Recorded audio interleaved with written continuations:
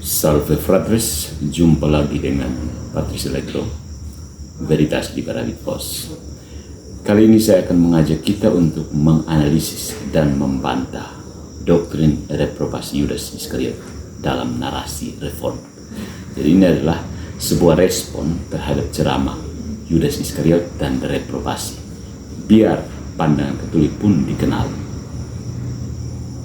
Dan kita tunjukkan bahwa John Calvin itu tidak sesuai dengan ajaran gereja, tidak sesuai dengan kekristenan yang sejati.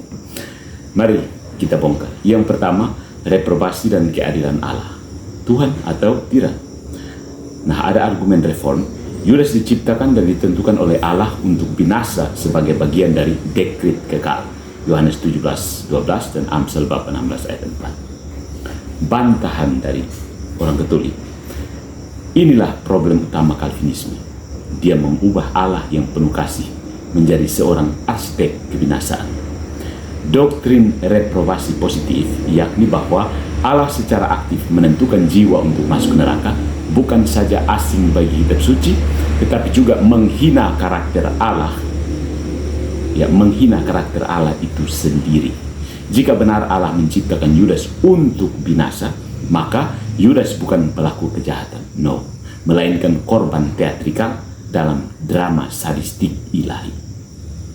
Apa bedanya ini dengan teologi deterministik ala pagan, di mana para dewa memainkan nasib manusia seperti boneka? Ya, Allah menghendaki semua orang diselamatkan dan sampai pada pengenalan akan kebenaran. 1 Timotius bab 2 ayat 4. Apakah Allah sedang bercanda? Apakah dia memiliki dua kehendak yang saling bertentangan? Satu eksplisit di kitab suci, satu tersembunyi dalam dekret rahasia. Jika demikian, ini bukan Tuhan. Ini Machiavelli bersayap. Amsal 16 ayat 4 hanya menyatakan bahwa segala sesuatu ada dalam rencana Allah, bukan bahwa Allah menciptakan seseorang untuk dosa. Kita tidak sedang berbicara tentang kepastian pengetahuan ilahi atau siensia, tetapi tentang kehendak bebas manusia yang dinodai oleh tafsir fatalistik. Ya. Aquinas dalam Summa Theologia Pars Prima, question 23, artikel 3, itu menegaskan bahwa Allah tidak menentukan dosa Yudas, melainkan mengetahui bagaimana Yudas dengan bebas memilih jalan tersebut. Reprobasi bagi Aquinas adalah tidak memilih, bukan membuang. Ya, reprobasi itu artinya tidak memilih, bukan membuang. Itu pun dalam konteks relasi dengan rahmat, bukan determinasi absolut terhadap kutukan.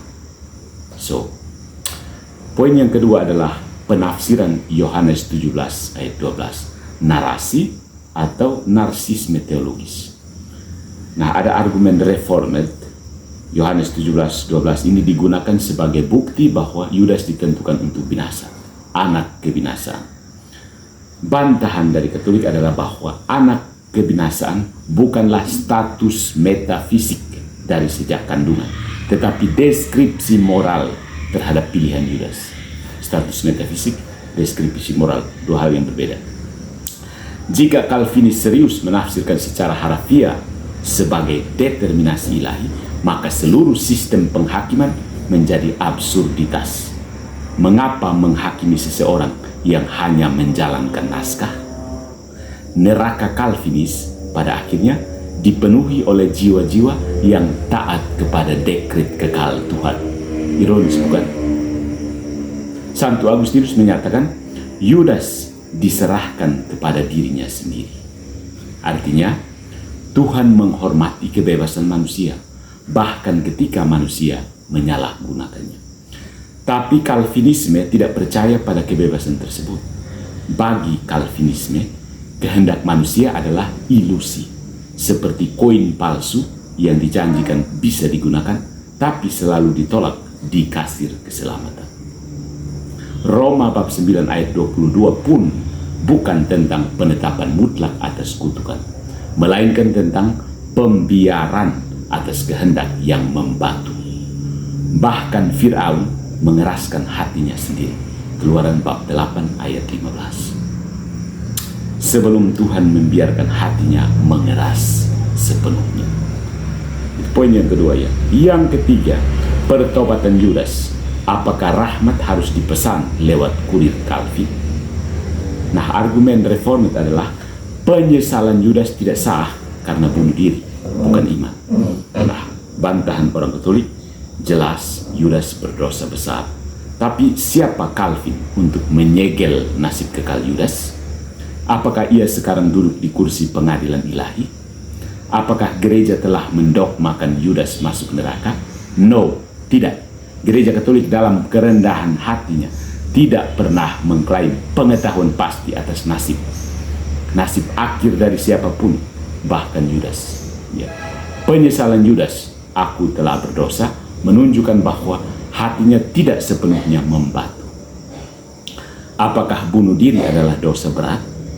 Ya, tapi apakah itu membatalkan kemungkinan rahmat terakhir? Tidak. Karena kalau begitu, mengapa gereja mendoakan orang yang meninggal dalam bunuh diri? Jawaban Calvinis adalah jangan doakan mereka. Ya. Doa tidak berguna. Penyesalan Yudas, karena kalau begitu, mengapa gereja mendoakan orang yang meninggal dalam bunuh diri? Jawaban Calvinis adalah jangan doakan mereka. Doa tidak berguna. Rahmat tidak tersedia untuk mereka yang tidak dipilih. Dengan kata lain, gereja didorong untuk berhenti berharap. Kalau begitu, mengapa Yesus menyerahkan roti kepada Yudas dalam perjamuan terakhir? Yohanes bab 13 ayat 26. Bukankah itu tanda kasih, undangan terakhir? Yang keempat, metodologi reform, teologi tanpa wajah manusia. Inilah kesalahan besar Calvinisme, yaitu menghapus kebebasan manusia, mengganti kasih Allah dengan kemauan mutlak yang buta, mengganti harapan dengan ketakutan, penghakiman dengan ketentuan tak terhindarkan. Filipi bab 2 ayat 12 memerintahkan kita mengerjakan keselamatan, bukan menunggu hasil undian predestinasi. Santo Yohanes Chrysostomus mengatakan bahwa Allah tidak menginginkan kematian orang berdosa. Calvinisme menjawab, Allah menginginkan kematian mereka bagi kemuliaannya. Dengan kata lain, kemuliaan Allah dibangun atas keputusasaan ciptaan. Bukankah ini sebuah teologi kekejaman yang dikuduskan? Hati-hati dengan Calvinisme, saudara-saudariku. Calvinisme menawarkan kita Allah yang haus kendali, bukan kasih. Sebuah sistem teologis yang menghina martabat kehendak manusia dan menyulap keadilan menjadi kekerasan ilahi. Gereja Katolik menegaskan, yang pertama, Allah tidak menetapkan siapapun secara aktif untuk neraka. Reprobasi bukan keputusan, melainkan pengetahuan terhadap penyalahgunaan kebebasan. Dan Yudas tetap bebas, tetap bertanggung jawab, tetap mungkin untuk bertobat. Berikutnya lagi, rahmat Allah selalu lebih besar daripada kerusakan manusia. There is no total depravity. Ya. Untuk mendalami ini, silahkan baca-baca kalau ada waktu.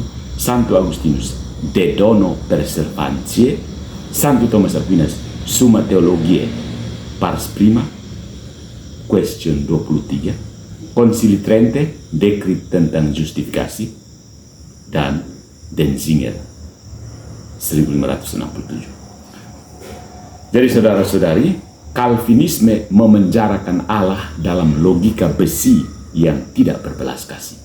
Katolikisme membuka misteri keselamatan dalam terang kasih dan kebebasan. Yudas bukan alat, sama seperti Maria juga bukan alat.